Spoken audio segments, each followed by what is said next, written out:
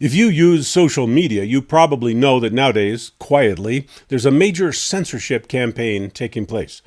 Facebook, Twitter, YouTube, and Google are removing certain content from their platforms, not because of user agreement violations, as they sometimes claim, but it is completely obvious they are controlling ideological content on behalf of establishment agendas in violation of protected free speech.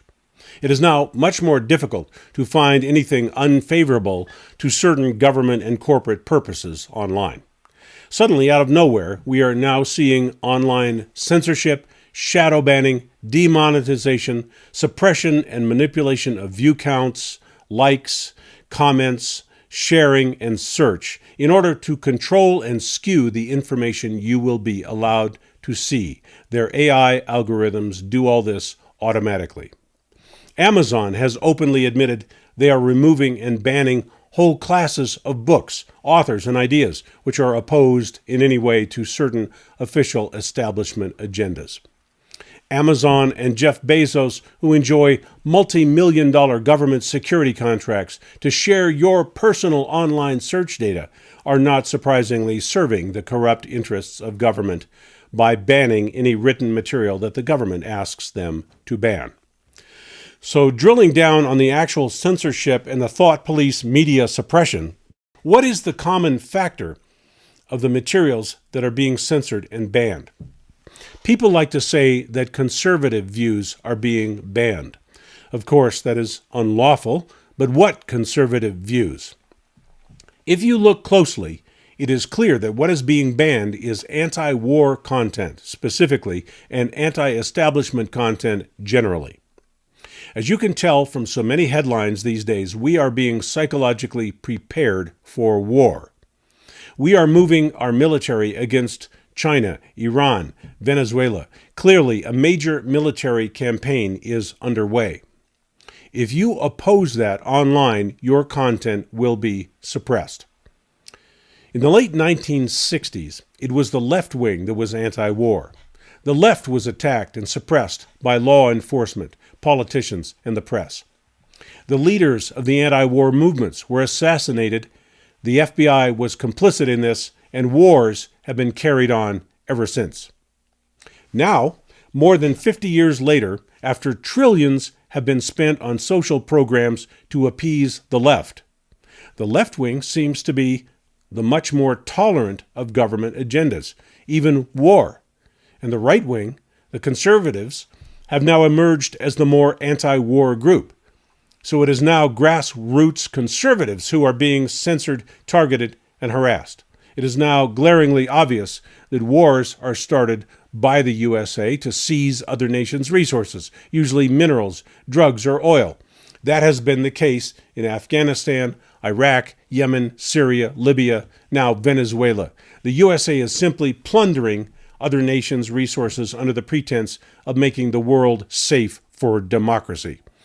With the great irony that in the case of Venezuela, the U.S. military, government, and media are trying to depose a democratically elected leader and install a corrupt puppet who simply declared himself to be the leader of Venezuela, a puppet who welcomes the USA into Venezuela to take over the oil industry there.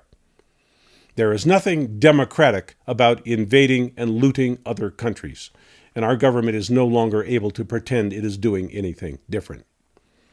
But there is another reason why war is considered inevitable by the powers that be. The Federal Reserve note is quickly inflating to zero value, and that system of currency has caused federal, state, and local governments to become hopelessly in debt.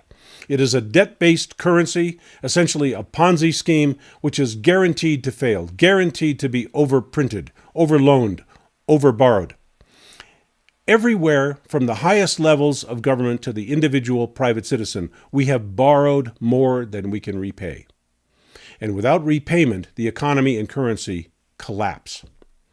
The clock is running out on the Federal Reserve note system right now, and the people who control that currency system are very aware of this looming crisis.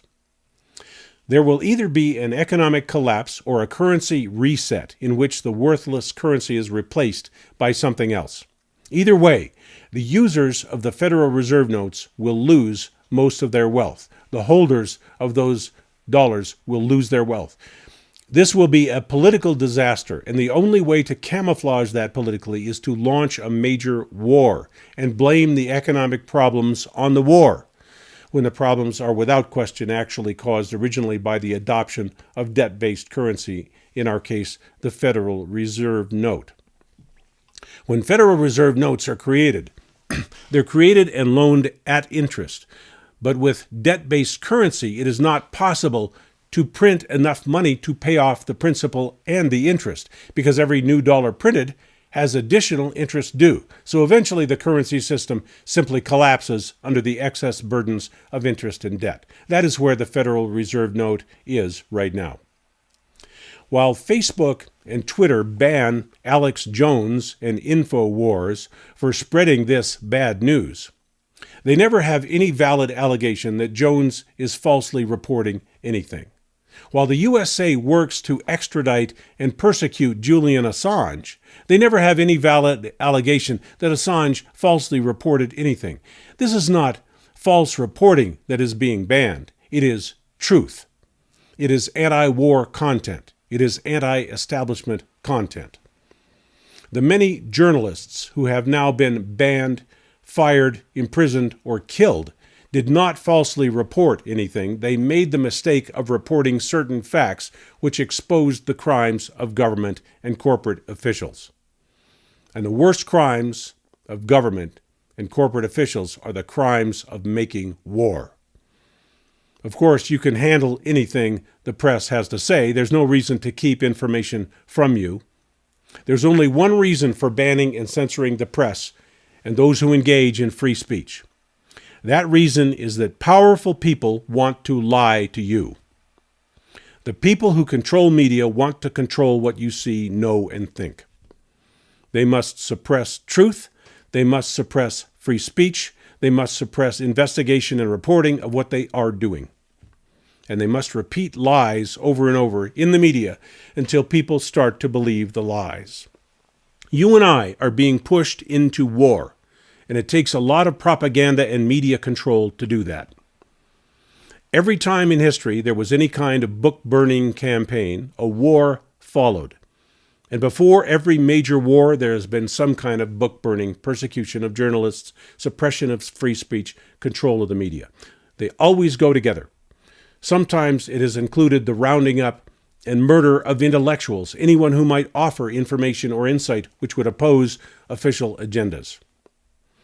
The only way that something as horrific as war can be perpetrated is if information and public opinion is strictly controlled.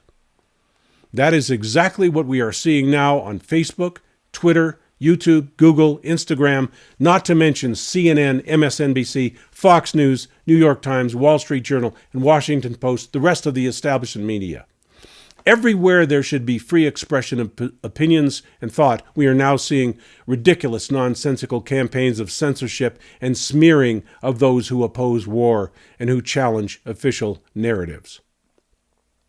The fact that our supposedly open social network platforms, who are supposed to simply host whatever we want to say, have now joined the control of content, just like the mainstream media, should tell us all we need to know about the lack of integrity and independence of our giant online media companies. You are being propagandized. The messages that reach you now are being tightly controlled. The people who are trying to bring you the truth and alternative information are being ruthlessly suppressed and attacked, while official narratives are being sold to you in a relentless stream of mainstream media propaganda in the headlines, the reports, the programs, the commercials, the news stories, and the official announcements. So what can be done? Do not automatically accept the narratives that tell us war is coming. Actively search for truth and alternative sources of facts. Look deeply into the personal motives, the financial and political incentives of those who are telling us there must be war. Look objectively at whether war is really in anyone's best interests. During major wars, millions of people starve from the loss of commercial infrastructure. Millions of people are killed. Millions of people are displaced and torn from their homes as refugees. In the past wars, the United States has been largely spared attack from the outside. Next time, that will not be the case. Drones, missiles, EMP attacks can hit any square inch of the United States, and there is little that could be done to prevent that. North America can now be destroyed. We can be killed in our homes, and not one enemy soldier needs to land on our shores to do it. War is not something that will happen over there. War will come to you, and you will feel it, and it will be very painful for you and your loved ones. Even if a planet-killing nuclear exchange can be averted, your lifestyle and life plans will be fully sacrificed for the war effort. You will have no choice. But war is nothing more than a tool of politics. There has never been such a thing as a necessary war. The war makers cause wars out of choice, out of greed, out of psychopathic desire to kill and control populations, to increase and secure their own personal power and security, to impose their will on all of society. None of that is necessary or natural. When insane people can sell insane ideas, war happens. All we need to do is recognize that war is never a solution to anything, unless you consider force, murder, and destruction to be a solution. War is the failure of solutions. War is the failure of reason and negotiation and communication. War is the failure of sanity. And as we're seeing it, it starts with censorship and the persecution of journalists, authors, bloggers, and thinkers. It is not easy to drum up a war frenzy, but that is what you are supposed to be part of right now. And you are not to be allowed to see any contrary ideas. We must do more than lament the loss of free speech and the arrest and murders of a host of journalists and writers. We must protect free speech, journalism, and truth by creating and supporting alternative media anywhere in any way we can. We must bypass the propaganda. We must utilize the technologies that now exist to make sure that all ideas can reach us and we can reach them. We must be constantly suspicious of the narratives echoing from all of our media outlets, mainstream, independent, and alternative. But we must insist that we have access to diverse information. We must search for the truth wherever that leads us. And we must make ourselves heard when we say that war is not an answer, not a solution, not an option if we are to have a peaceful and prosperous world.